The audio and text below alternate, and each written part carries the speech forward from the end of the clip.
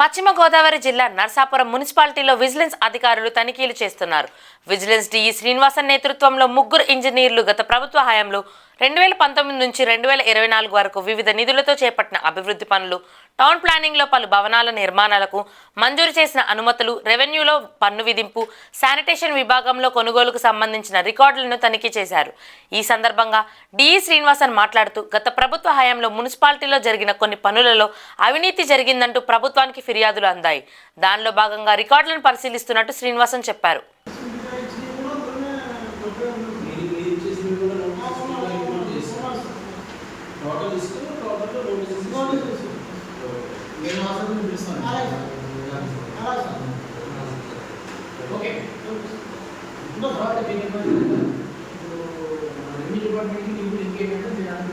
ఏదైతే రూల్ ఇచ్చారో వాటిని మీరు అలా పంపిస్తారు. వాళ్ళు ఏమి నేనేంటంటే అసలు మీకు కంపెనీ మీకు కొంత buildings which are not taking any permission or any additional course మీకు బెనిఫిషరీస్ హౌస్ ఓనర్స్ ఆ లిస్ట్ దగ్గర ఏమన్నా వేరే వాటి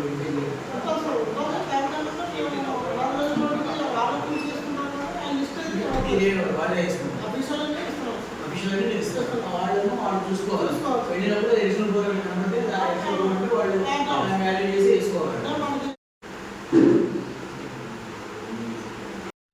డీజీ విజిలెన్స్ ఎన్ఫోర్స్మెంట్ గారి ఆదేశాల మేరకు regional vigilance enforcement officer Srirambabu గారి ఆదేశాల మేరకు Eluru vigilance enforcement engineering wing తరఫున నరసాపురం మున్సిపాలిటీ మీద రాబడిన ఆరోపణలకు సంబంధించి అంటే ఇంజనీరింగ్ విభాగంలోను, తర్వాత రెవెన్యూ విభాగంలోను, తర్వాత టౌన్ ప్లానింగ్ విభాగంలోను, శానిటేషన్ విభాగంలోనూ జరిగిన అవకతవకల మీద విచారణలో భాగంగా ఈరోజు నరసాపురం మున్సిపాలిటీకి ప్రాథమికంగా రికార్డ్స్ కలెక్ట్ చేసుకోవడానికి మా టీం రావడం జరిగింది.